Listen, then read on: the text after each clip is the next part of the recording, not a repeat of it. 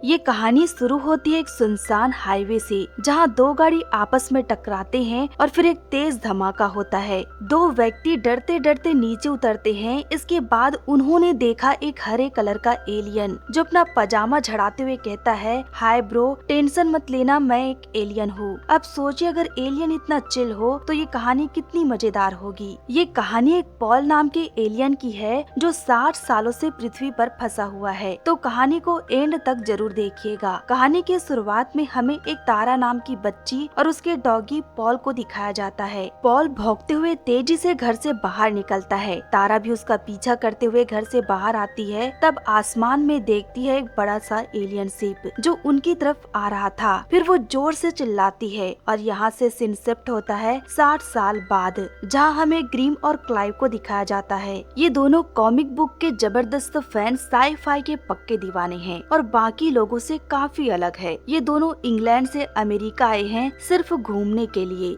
सबसे पहले वो एक मशहूर लेखक एडम से मिलते हैं जो उन्हें इग्नोर कर रहा था। फिर भी वो दोनों से बातें करने लगते हैं। क्लाइव कहता है कि मेरा भी बचपन से सपना है एक लेखक बनने का। उसने एक किताब भी लिखी थी जिसका कवर ग्रीम ने डिजाइन किया था। वो इतना ही बोले थे कि एडम उन्हें भगा देता है। फिर भी दोनों बहुत खुश थे। अगली सुबह वो आरवी बुक करके एरिया 51 के एक लंबे सड़क टूर पर निकल जाते हैं। दोनों ने बहुत जगह देखी, खूब मजे किए। आखिर में वो एक होटल पर रुकते हैं जहाँ क्लाइव जल्दबाजी में वॉशरूम की तरफ भागता है। उसके जाने के बाद उसी होटल पर दो व्यक्ति आते हैं जो जोक सुना सुना कर हंस रहे थे। उनकी बातें सुन ग्रीम की भी हंसी छूट गई। उसे हंसते देख अचानक से दोनों उस पर चिढ़ जाते हैं। कहने लगते हैं कि क्या हुआ, बहुत हंसी आ रही है तुम्हें, और फिर ग्रीम को डराने लगते हैं। तभी वहाँ पे क्लाइव आ जाता है जिसे जल्दी में लेकर ग्रीम वहाँ से निकलता है। उस समय गलती से उनकी आरवी उनके कार से टकरा जाती है और फिर दोनों डरते हुए वहाँ से भागते हैं। वो एक ऐसी जगह जाकर रुकते हैं जहाँ की अफवाह उड़ी हुई थी कि यहाँ पर एक एलियन शिप देखा गया था। वहाँ एक ब्लैकमेल बॉक्स भी बना था जिस पर एलियन लिखा हुआ है। ग्रीम क्लाइव से एक सवाल करता है कि यहाँ पर अगर एलियन आ गया तो तुम क्या करोगे। क्लाइव हंसते हुए कहता है कि कुछ नहीं, बस उसकी अच्छे से खातिरदारी करेंगे। इतने में वो दो हेडलाइट को देखते हैं जिनकी कार उन्होंने ठोकी थी, वो उनका पीछा कर रहे हैं। ये देखते ही दोनों डरकर भागने लगे। थोड़ी देर में वो कार उनके सामने आ गई। तब पता चलता है कि ये वो लोग नहीं हैं। दोनों बच गए कहकर सांस लिए ही थे कि वो कार टकराकर रुक जाती है, जिसे देख दोनों बहुत डर गए और फिर अपनी आरवी से उतरकर उस कार को देखने लगते हैं, पर उसमें कोई नहीं था। क्लाइव पुलिस को कॉल करने ही वाला था कि तभी पीछे अंधेरे में से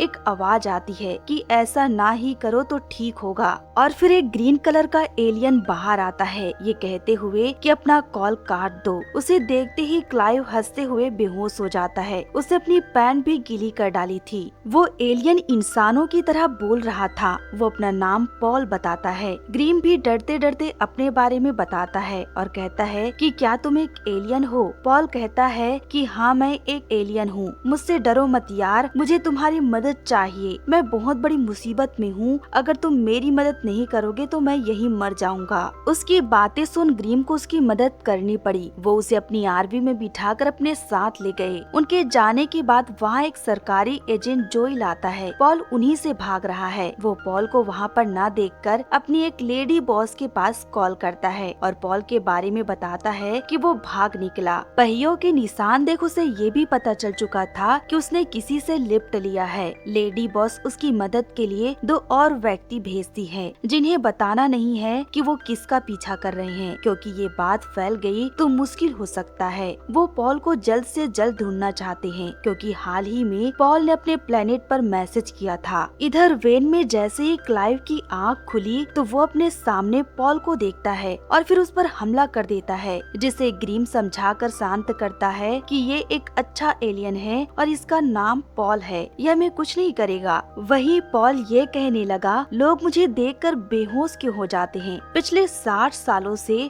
मेरा पोस्टर जगह जगह लगा हुआ है, फिर भी डर जाते हैं। ये सुनते ही क्लाइव उस पर दोबारा अटैक करने लगा, ये कहते हुए कि मैं तुम्हें देखकर डरा नहीं था। कि तभी दो कार्टून टाइप के व्यक्ति उनका वेन रोकते हैं और वेन की तलाशी करने लगते हैं। दरअसल ये वही व्यक्ति है जिसे लेडी बॉस ने जोइल की मदद करने भेजा था। उन दोनों दोनों को वेन में क्लाइव की गीली पैंट के अलावा कुछ नहीं मिलता। फिर वो अपनी आरवी लिए और आगे बढ़ गए। पॉल के पास कई तरह के सुपर पावर थे जिसे इंसान अनजान है। वो अपना सांस रोक के गायब हो सकता है, इसलिए वो उन दोनों व्यक्तियों को नहीं मिला। इस बारे में पॉल और ग्रीम हंस हंस कर बात कर रहे थे कि तभी क्लाइव चिल्ला कर कहता है कि ग्रीम इसकी बातों पर मत आओ, इसकी वजह से हम पकड़े जा सकते हैं। पर पॉल इतना मजाकिया किस्म का था कि कोई भी आसानी से उससे दोस्ती कर लेगा और फिर समय के साथ धीरे धीरे तीनों एक बहुत अच्छे दोस्त बन गए। अगली सुबह उन दोनों एजेंट के पास जोएल पहुंच जाता है। उन दोनों ने क्लाइव की गीली पैंट वाली बात उसे बता देते हैं, जिससे जोएल समझ गया कि वो अचानक एलियन को देख अपनी पैंट गीली कर डाली। इसका मतलब जरूर एलियन उनके पास है, इसलिए वो उनका पीछा करना शुरू कर देते हैं। इधर क्लाइव और ग्रीन को पता चलता है कि पॉल पिछले 60 सालों से यहाँ पर है। पॉल उन्हें बताता है कि गवर्नमेंट मुझे पहले एक मेहमान की तरह ले गए, पर बाद में मुझे पता चला कि मैं उनका मेहमान नहीं कैदी हूँ। वो बात कर ही रहे थे कि तभी एक चिड़िया उनकी आरवी से टकरा जाती है। तीनों बाहर निकलकर देखते हैं तो वो चिड़िया मर चुकी थी। पॉल ने उसे अपने हाथ में लिया और अपनी सख्ती से उसमें जान डाल दी, जिसे देख ये दोनों हैरान थे। वापस आरवी में आए तब वो पॉल से पूछने लगे कि क्या तुम ये इंसानों पर कर सकते हो। पॉल कहता है हाँ बिल्कुल, पर इससे मेरी जान भी जा सकती है, इसलिए मैंने अभी तक इंसानों पर ट्राई नहीं किया।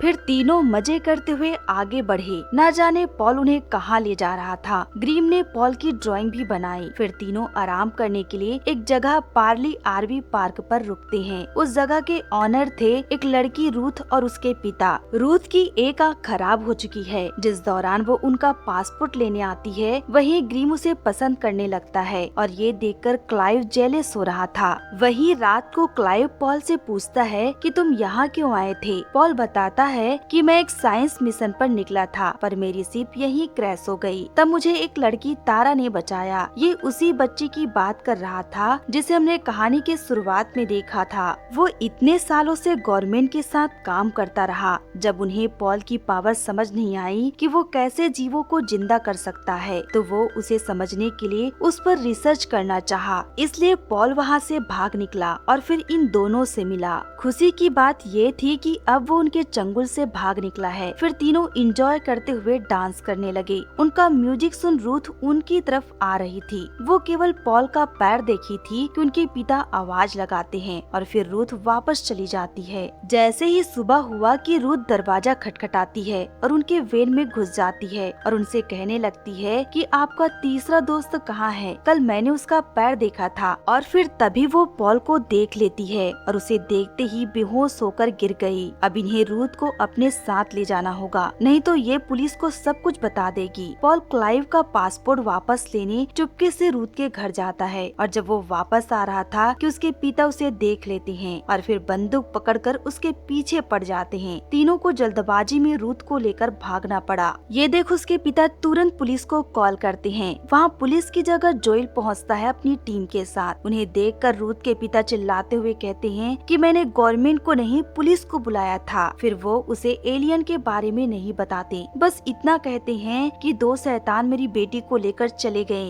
इसके बाद जोई की टीम उसके पीछे लग जाती है। रूथ के पिता को भी उन पर भरोसा नहीं था, इसलिए वो भी उनके पीछे निकल गया। इधर जैसे ही रूथ को होश आया कि पॉल को देखकर शैतान शैतान चिल्लाने लगी, जिसे ग्रीम समझाता है कि ये कोई शैतान नहीं, पॉल है एक एलियन जिससे बिल्कुल भी डरने की जरूरत नहीं है। ये बहुत अच्छा एलियन है। पर रूथ समझने को तैयार नहीं थी, जिसके सिर पर पॉल हाथ रखता है और फिर अपने प्लेनेट का एक दृश्य दिखाता है। ये देखकर ग्रीम भी किसी बच्चे की तरह ये कहने लगा कि मेरे साथ भी ऐसा करो। पॉल को एक एक कर उन दोनों को भी अपना प्लेनेट दिखाना पड़ा। पॉल रूथ से भी माफी मांगता है उससे डराने के लिए और उसे कहता है कि क्या मैं तुम्हारी आँख देख सकता हूँ, और फिर उसकी आँख पर अपना हाथ रख अपनी पावर से उसकी आँख को ठीक कर देता है, जिससे रूथ बहुत खुश थी और फिर वो पॉल से नाराज ना होकर उससे दोस्ती कर लेती है। अब उसकी टीम पॉल जहाँ जाना चाहता है वहाँ के लिए निकल पड़ती है। रास्ते में कुछ दूर जाने के बाद रूथ उनसे कहती है कि मुझे अपने पिता को कॉल करना है, मैं कभी इस तरह गायब नहीं हुई हूँ। अगर उन्होंने पुलिस को बुला लिया तो तुम पकड़े जाओगे। इसलिए वो एक बार पर रुकते हैं जहाँ रूथ अपने पिता को कॉल करती है, पर कॉल में उसके पिता नहीं बल्कि जोएल था। उन्हें पता था कि रूथ अपने पिता को कॉल करेगी, इसलिए वो फोन को कब्जे में कर लिए थे। अब इन्हें इनका लोकेशन पता चल चुका है, जिसे बताने के लिए रूथ भागते हुए अपनी टीम के पास आती है कि तभी वो उन दोनों व्यक्ति से टकराते हैं जिनकी कार उन्होंने ठोकी थी और फिर यहाँ पे फाइट शुरू हो जाती है। सभी एक दूसरे को मारने लगते हैं। इस दौरान रूथ अपने पिता को देखती है। वो कुछ बता पाती कि उसके पिता बेहोश हो गए और फिर ये तीनों भागते हुए आरवी के पास पहुँचते हैं। तब तक वो कार वाले दोनों व्यक्ति भी उनके पीछे आ गए, पर तभी पॉल ने आरवी का दरवाजा खोला। पॉल को देखते ही दोनों के दोनों बेहोश हो गए। यहाँ पे पॉल उन्हें एक आइडिया देता है कि हमें भागना नहीं चाहिए, यहीं कहीं पर छुपना चाहिए। फिर वो आगे न जाकर वहीं पे छुप जाते हैं। जब पुलिस और जोएल वहाँ पर पहुँचे तो उन्हें वो कार वाले व्यक्तियों के अलावा कोई नहीं मिला और वो दोनों व्यक्ति डर कर काँप रहे थे। इधर ये अपनी गाड़ी पार्क कर एंजॉय कर रहे थे। जब सुबह इनकी आँख खुली तब ये देखते हैं कि रूथ यहाँ पर नहीं है, वो आरवी में सो रही है और इनके साथ साथ पूरा शहर भी जाग चुका है। ये अपनी आरवी से काफी दूर है। पॉल वहाँ तक गायब होकर नहीं जा सकता। इतनी देर तक वो अपनी सांस नहीं रोक पाएगा। वहीं कोने कोने में जोएल अपनी टीम के साथ उन्हें ढूंढ रहा है। उनसे छुपने के लिए ये दोनों पॉल को काउबॉय सूट पहना देते हैं और जब वो आरवी के पास आ रहे थे कि तभी क्लाइव की नजर एक तलवार पर पड़ती है, जिसे लेने के लिए वो जिद करने लगता है और फिर क्लाइव और पॉल स्टोर में घुस जाते हैं। इधर ग्रीम आरवी को लेने के लिए रूथ के पास जाता है और जब वो स्टोर पर सामान ले रहे थे कि तभी वो दोनों एजेंट वहाँ पर आ जाते हैं। दोनों छुपने की कोशिश भी करते हैं पर पकड़े जाते हैं। फिर क्या था, दोनों उन्हें धक्का देते हुए भागकर आरवी में बैठते हैं। रोड पर जितने लोगों ने पॉल को देखा वो सब बेहोश हो गए। वहीं पे रूथ के पिता ने भी उन्हें देख लिया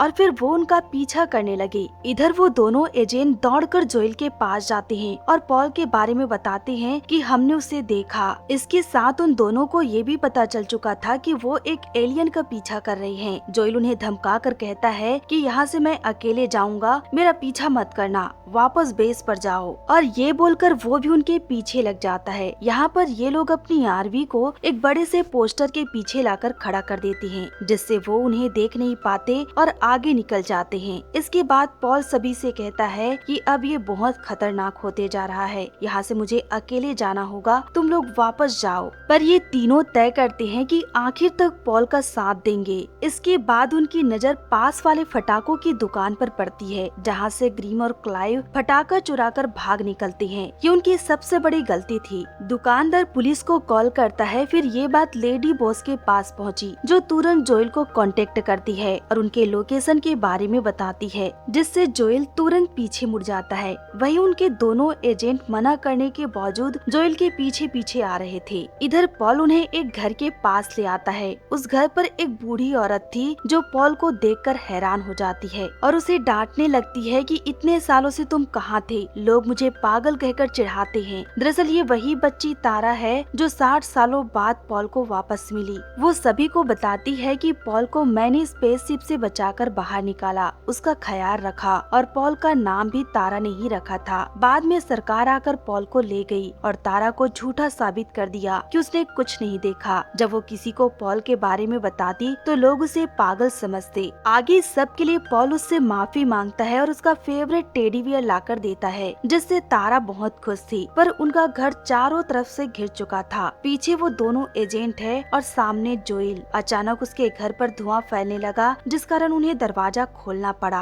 पॉल जोएल के सिर पर हाथ रख उसे बेहोश कर देता है, पर इससे खुद भी कमजोर हो गया, जिससे क्लाइव उठाकर आरवी की तरफ भागने लगा। वहीं रूथ के पिता भी वहां पहुंच जाते हैं और फिर सभी उन पर गोलियां बरसाने लगते हैं। इसी चक्कर में जो एजेंट तारा के घर पर था वो उन पर गोली चलाता है। घर पर गैस ऑन था और फिर इसी के साथ एक जोरदार धमाका होता है। घर के साथ साथ एक एजेंट भी मारा गया। अब बच गए एक एजेंट जोई और रुथ के पिता, जो उनकी आरवी का पीछा करने लगे। जैसे ही एक एजेंट पॉल पर गोली चलाने वाला था कि इससे पहले वो खाई पर गिरकर मारा गया। ये आरवी लेकर बहुत दूर आ जाते हैं, जहाँ पॉल के साथी उन्हें लेने आ रहे हैं। इधर जोई के पास लेडी बॉस का कॉल आता है, जो उसे चिल्लाकर कह रही थी कि तुम अब तक पॉल को क्यों नहीं पकड़े हो और तुम्हारे वो दोनों साथी कहाँ गए। जोएल 1 घंटे का समय मांगता है, पर लेडी बॉस खुद वहाँ आने की बात करती है, जिसे सुन गुस्से में जोएल रेडियो को उड़ा देता है। इधर पॉल की टीम तारा को भी अपने साथ ले आए थे। वो एक फटाका जलाकर पॉल के शिप को सिग्नल देते हैं। फिर वहाँ थोड़ी देर में ऊपर से लाइट आना शुरू होता है, पर ये स्पेसशिप नहीं था। लेडी बॉस खुद अपनी टीम के साथ वहाँ पहुँच गई थी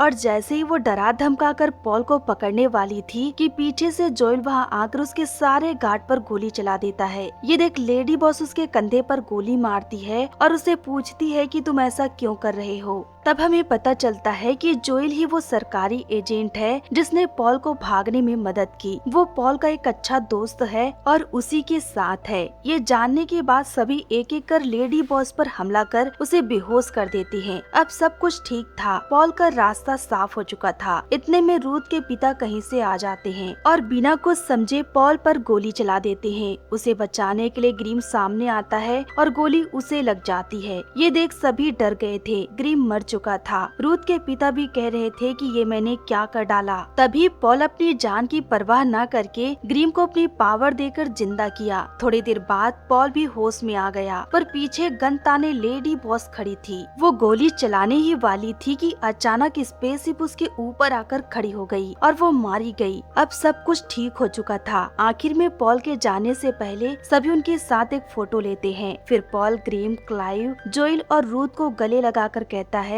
कि तुम लोगों ने मेरी जिंदगी बचाई, थैंक यू। फिर इसके बाद पॉल उनसे विदा लेकर अपने स्पेसशिप में चढ़ने लगता है। तारा उसे निहार रही थी, जिसे पॉल कहता है कि क्या हुआ, चलो तुम मेरे साथ जा रही हो। और फिर वो अपने साथ तारा को लेकर उड़ गया। उनके जाने के बाद क्लाइव ने पॉल की एक किताब लिखी जो काफी सेल हुआ। खुद एडम ने उसे बेस्ट सेलर का खिताब दिया। ग्रीम और रूथ एक साथ हो गए, जिसे उसके पिता भी खुश थे। और फिर इसी के साथ ये कहानी यहीं पर खत्म होती है। तो दोस्तों, पॉल की कहानी आपको कैसी लगी कमेंट कर बताएं। साथ ही हमारे चैनल को सब्सक्राइब करें।